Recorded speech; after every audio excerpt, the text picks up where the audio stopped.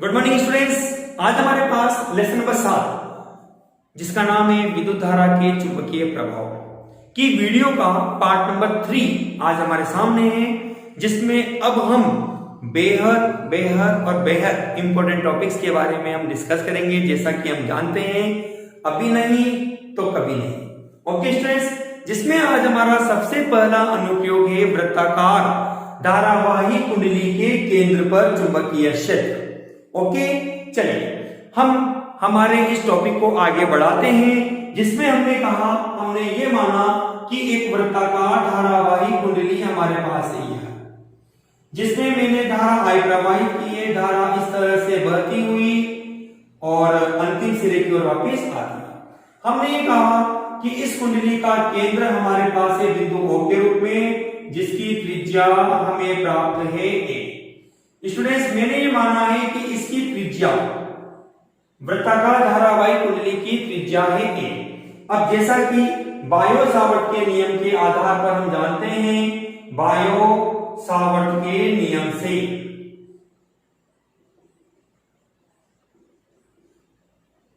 हमने पढ़ा है dB बराबर होता है μ0/4 पाई I dl sine theta upon r square, समीकरण नंबर 1।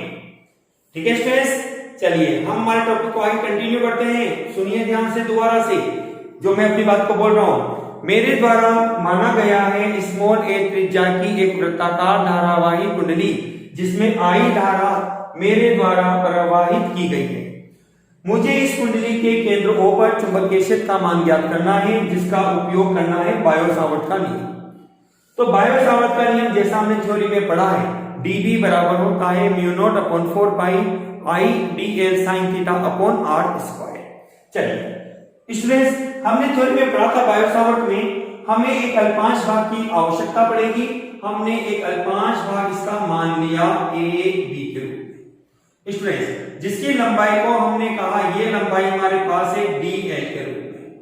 अल्पांश भाग की लंबाई है dl।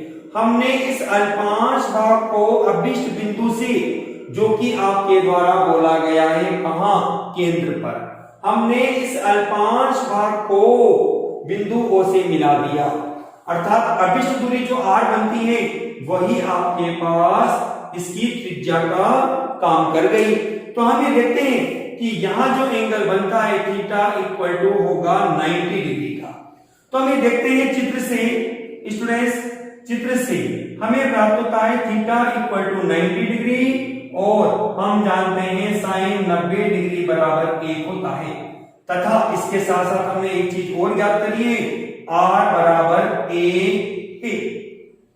ठीक है, अतः हमें प्राप्त होगा समीकरण 1 से हमने लिखा dB बराबर बनेगा μ0/4 पाई I dl अपॉन r की जगह a स्क्वायर, समीकरण नंबर 2।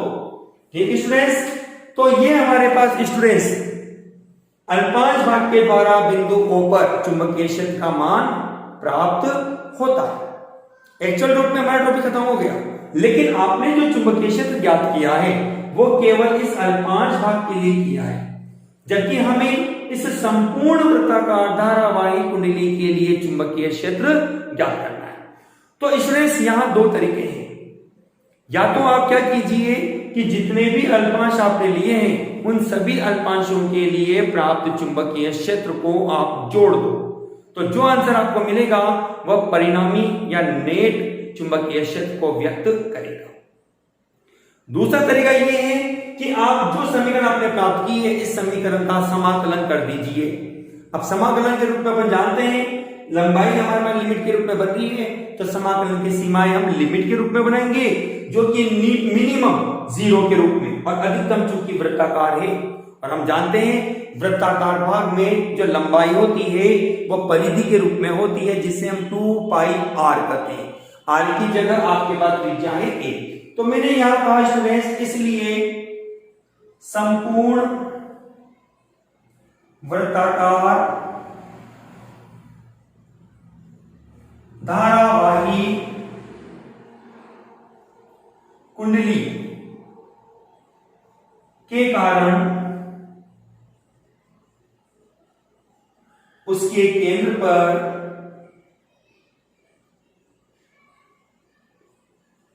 चुंबकीय क्षेत्र, हमने कहा समाकलन dv बराबर होगा समाकलन mu naught upon 4 pi I dl upon a square.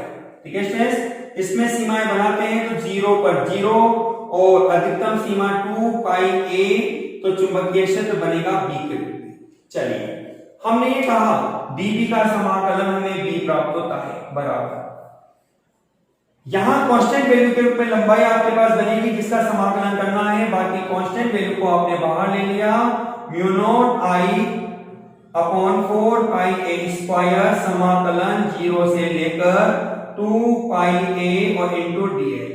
Okay चलिए b बराबर आपको मिलेगा mu naught I upon 4 pi a square, l का dl का समाकलन l लिमिट है 0 से लेकर 2 पाई a, आप लिमिट रखेंगे, आप आंसर सोल्व करेंगे, mu naught I upon 4 pi a square into 2 pi a आपको प्राप्त होगा।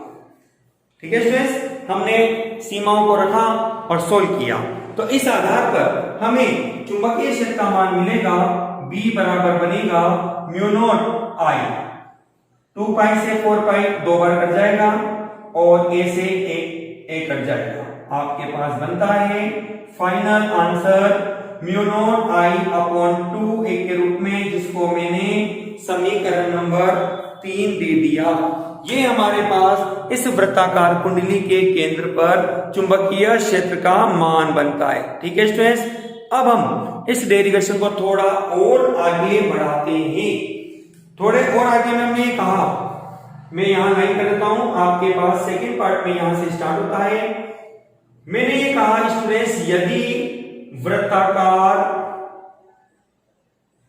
कुंडली में कुल फेरे का मतलब है जो आप तांबे के तार को लपेटकर कुंडली बनाते हैं, उसकी बात की जा रही है। कुल फेरे कैपिटल N हो तो चुंबकीय क्षेत्र आपको प्राप्त होगा B बराबर mu naught N I upon 2a। ठीक है स्टूडेंट्स, ये आपके पास आती है समीकरण नंबर 4, जिसमें हमने चुंबकीय क्षेत्र का मान ज्ञात किया n फेरों के लिए।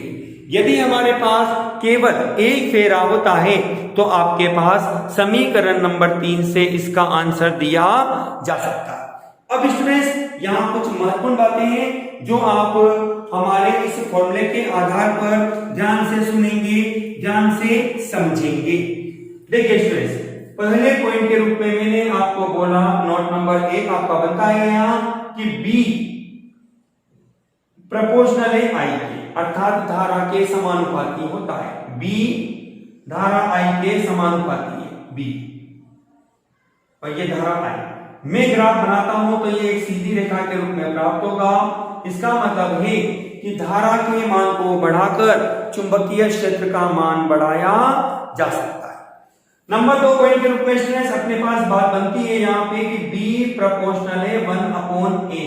A आपके पास यहाँ त्रिज्या है, तो हम ये देखते हैं कि त्रिज्या के यह कोण चुंबकीय क्षेत्र व्युत्क्रमानुपाती होता है, अर्थात ग्राफ आपके पास अति परवलयिकार प्राप्त होगा B प्रोपोर्शनल 1/a के रूप में। ठीक है स्टूडेंट्स, इस तरह से हमने दो महत्वपूर्ण बातों को यहाँ पढ़ा।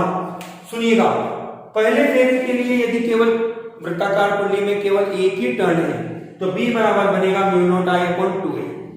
यदि हमारे पास फेरों की संख्या n कर दी जाती है तो चुंबकीय क्षेत्र का मान बनेगा B बराबर mu naught n I upon 2a।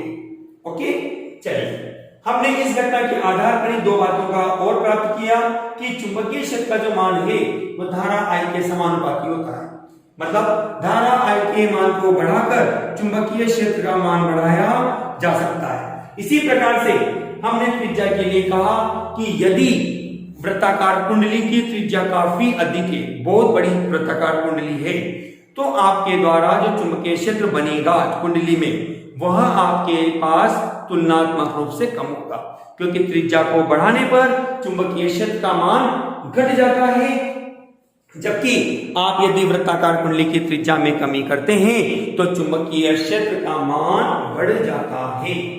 तो स्टूडेंट्स, हमने यहाँ पर चुंबकीय क्षेत्र जो कि वृत्ताकार धारावाहिक कुंडली के लिए है का परिकलन किया और कहा, केंद्र पर। अब स्टूडेंट्स, यहाँ कुछ और बातें हैं जो आपको ध्यान रखनी है, महत्वपूर्ण बातें। डायग्राम में आपको इन चीजों को एक्सप्लेन करना जरूरी होता है।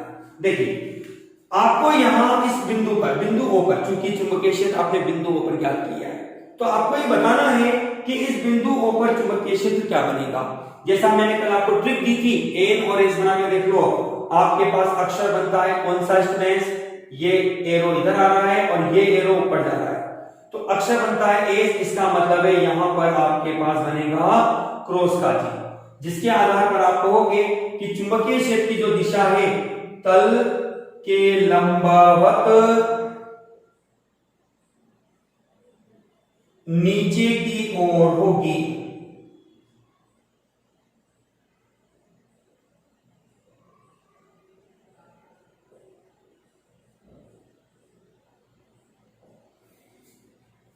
ठीक है स्टूडेंट्स, मैंने आपको यहां बात बताई है कि बिंदु O पर यदि आपसे पूछा जाए कि बताइए चुंबकीय क्षेत्र की दिशा क्या होगी, तो आप बहुत आसानी से बता सकते हैं। जो ट्रिक मैंने बना रखी है उसके आधार पर कि चुंबकीय क्षेत्र की दिशा कुंडली के केंद्र पर तल के लंबवत नीचे की ओर आपको प्राप्त होती है। ठीक है स्टूडेंट्स, चलिए अब मैं अपनी यहां पर, ये तो हमने आज केवल हमारे पास बायो सावर्ट के नियम का एक पहला और एक महत्वपूर्ण अनुप्रयोग के रूप में पढ़ा। ठीक है, मैं आपको यहाँ पर अपने कल के क्यूज से संबंधित जो सवाल मैंने आपसे पूछे थे, 2 सवाल, उन 2 सवालों के मैं आंसर आपको यहाँ देता हूं। 2 सवालों में स्टूडेंट्स, सबसे पहला सवाल मेरे पास ये था कि ऐसा कौन सा वैज्ञानिक था जिसने ये बताया था कि किसी तार में धारा प्रवाह करने पर चुंबकीय क्षेत्र उत्पन्न होता है। तो स्टूडेंट्स, वो वैज्ञानिक आपके पास था ओरेस्टेड। तो मैं इसको तो इरेज कर देता हूं स्टूडेंट्स, आपने इसका स्क्रीनशॉट लिया भी होगा और आपने इसको नोट्स को लिखा भी होगा। ठीक है, चलिए मैं अपने इस टॉपिक को आगे बढ़ाते हुए अपने जो क्यूज है उस क्यूज के क्वेश्चनों को सॉल्व करता हूं, फिर आपको इस टॉपिक से संबंधित कुछ महत्वपूर्ण सवाल बताता हूं जो हमारी आगे की वीडियो में भी जारी रहेगा। हमारा क्यूज का जो क्यूज हमने कंपटीशन बना रखा है हमारी वीडियो में, उसका पहले सवाल का आंसर है वैज्ञानिक ओरेस्टेड। ओरेस्टेड ने ही बताया था कि जब किसी तार में धारा प्रवाह की जाती है तो उसके चारों ओर चुंबकीय क्षेत्र उत्पन्न होता है। इसलिए इसी प्रकार से मेरे पास क्वेश्चन नंबर 2 जो था, वो क्वेश्चन था, ध्यान से सुनना, मैं बोर्ड पे लिखता हूं स्टूडेंट्स को। क्वेश्चन नंबर 2 था कि धारावाही तार की अक्ष पर, धारावाही तार की अक्ष पर चुंबकीय क्षेत्र कितना होता है, कितना होता है। तो देखिए स्टूडेंट्स, मैंने जैसे कल आपको अपनी वीडियो में बताया था, कल हमने पढ़ा था बायो सावर्ट के नियम, उसी में टॉपिक था हमारा यह कि यदि बिंदु P आपको तार पर दे दिया जाए तो हम जानते हैं बायो सावर्ट के नियम में dB बराबर होता है μ0/4 पाई IDL sin theta upon r square. अब चूंकि यहाँ थीटा इज इक्वल टू आपको बनता है 0 डिग्री और हम जानते हैं साइन 0 का मान 0 होता है, इसलिए बिंदु P पर जो चुंबकीय क्षेत्र बनेगा dB, उसका मान आपको 0 प्राप्त होगा। कितना होगा स्टूडेंट्स? 0 प्राप्त होता है। ओके, तो ये मैंने आज आपको अपनी इस क्यूज के क्वेश्चनों के आंसर आपको बताए। आई होप आपने लगभग सभी स्टूडेंट्स ने, जिन्होंने भी वीडियो को देखा, लाइक किया, शेयर किया, पसंद किया, उन्होंने लगभग सभी स्टूडेंट ने जवाब को सही दिया। ठीक है स्टूडेंट्स, अब मैं अपने इस वीडियो में जो हमारा आज का टॉपिक है उस टॉपिक से संबंधित एक न्यूमेरिकल आपको करवाता हूं। स्टूडेंट्स, जो टॉपिक मैंने आपको पढ़ाया उससे संबंधित मैंने एक सवाल बोर्ड पे आपको लिखा है, जिसमें मैंने आपको कहा है कि 5 सेंटीमीटर त्रिज्या वाली एक वृत्ताकार धारावाही कुंडली जिसमें 2 एम्पीयर की धारा प्रवाहित की जाती है, आपको बदला गया है कि इस कुंडली में फेरों की संख्या 50 हो तो कुंडली के केंद्र पर चुंबकीय क्षेत्र कितना होगा। देखिए स्टूडेंट्स, हमें जो दिया गया है यहाँ है R या A बराबर 5 सेंटीमीटर। जैसा कि आप जानते हैं मीटर में कन्वर्ट करने के लिए इसको 10⁻² से गुणा करना होगा। धारा I का मान आपको दिया गया है 2 एम्पियर और फेरों की संख्या जिसको हम N से लिखते हैं 50 फेरे। ठीक है स्टूडेंट्स, आपसे पूछा गया है केंद्र पर चुंबकीय क्षेत्र कितना होगा, B का मान आपको निकालना है। जैसा कि हम फॉर्मूले में जानते हैं कि B बराबर होगा म्यू नॉट Ni/2a। ठीक है स्टूडेंट्स, अब यहाँ एक समस्या है म्यू नॉट का मान कहां से लाएंगे। तो आपको जानकारी है, हमने पढ़ा भी था कि म्यू नॉट अपॉन 4 पाई बराबर होता है 10⁻⁷। स्टूडेंट्स, मैंने आपको अपनी इस वीडियो में बताया था बायो सावर्ट के नियम में कि म्यू नॉट अपॉन 4 पाई बराबर 10⁻⁷ के रूप में हमें प्राप्त हुआ था, जिसका मात्रक हमने न्यूटन प्रति एम्पियर स्क्वायर के रूप में लिखा भी था। आप इस फॉर्मूले को इस तरह से भी लिख सकते हैं कि म्यू नॉट बराबर होगा 4 पाई इंटू 10⁻⁷ न्यूटन प्रति एम्पियर स्क्वायर। ठीक है स्टूडेंट्स, इस तरह से आपने म्यू नॉट का मान निकाल लिया। अब इस मान को हम रखेंगे फॉर्मूले में 4 पाई इंटू 10⁻⁷ इंटू n का मान आपके पास है 50, I का मान आपके पास है 2। ओके, चलिए 2 इंटू a त्रिज्या है आपके पास 5 इंटू 10⁻⁻²। ठीक है स्टूडेंट्स, चलिए इसको हम सॉल्व करेंगे। b बराबर आपको मिलेगा 5 से 50, 2 से 2 कट जाते हैं स्टूडेंट्स, 10⁻⁻² को आप ऊपर ले जाते हो, माइनस के 9 और 1 यह 10। हमारे पास बनेगा 4 पाई इंटू 10⁻⁻10। एक बार और चेक कर लेते हैं स्टूडेंट्स, 5 इंटू 2 10 होते हैं, 0 से 0 कट जाएगा। ठीक है, 5 इंटू 2 10 होते हैं, ये ऊपर जाएगा तो 3 बनता है, 10⁻³ और माइनस के 7 और प्लस के 3 हमारे पास बनेगा स्टूडेंट, सॉरी मिस्टेक हो गया हमारे पास, माइनस के 4 टेस्ला आपके पास जो कि चुंबकीय क्षेत्र का मात्रक होता है। एक बार हम न्यूमेरिकली और सोल्व कर लेते हैं कि कैलकुलेशन में मिस्टेक नहीं होनी चाहिए। 5 इंटू 2 10 होते हैं, 0 से 0 कट जाएगी, 5 इंटू 2 10 होते हैं। ठीक है, 10 का मतलब हो गया 10⁻1, ये ऊपर जाएगी 10⁻3 हो जाता है, प्लस के 3 और माइनस के 7, माइनस के 4 और 4 पाई। ठीक है स्टूडेंट्स, आप चाहें पाई का मान 3.14 रख के भी इस क्वेश्चन को आप सोल्व कर सकते हैं, रखना चाहें रख सकते हैं आप। वैसे आपका आंसर ये बन जाता है टेस्ला के रूप में। ओके, इस तरह से आप यहां पर वृत्ताकार कुंडली के केंद्र पर चुंबकीय क्षेत्र का परिकलन आसानी से कर सकते हैं। ओके स्टूडेंट्स, अब जैसा कि आपको पता है हमारा क्विज कंपटीशन में आज के हमारे कुछ सवाल हैं, जिसमें क्वेश्चन नंबर 1 मेरे पास बनता है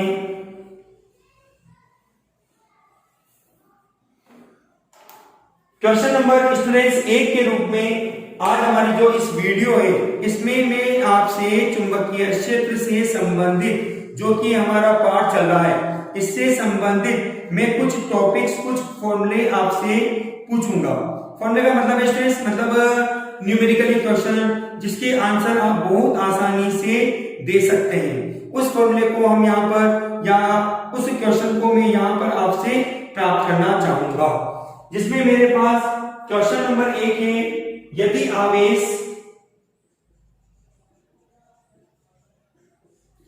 नियत चाल या वेग से गतिमान हो तो उसके द्वारा किस प्रकार का क्षेत्र निर्मित होगा, किस प्रकार का क्षेत्र निर्मित होगा। क्वेश्चन नंबर 2 स्टूडेंट्स आज का अपना है कि चुंबकीय क्षेत्र का मात्रक, चुंबकीय क्षेत्र का CGS पद्धति में मात्रक लिखिए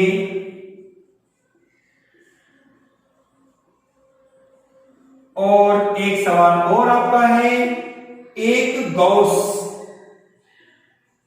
में, सॉरी इसको उल्टा करता हूं मैं, एक टेस्ला में कितने गॉस होते हैं, कितने गॉस होते हैं,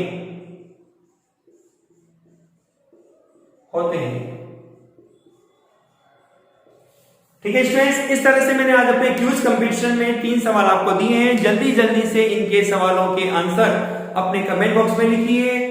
चैनल को शेयर, लाइक, सब्सक्राइब करना मत भूलिए। वीडियो को पूरा अवश्य देखिए और कोशिश कीजिए कि इन नोट्स को आप अपनी फेयर कॉपी में भी साथ के साथ नोट करें। Okay students, thank you students.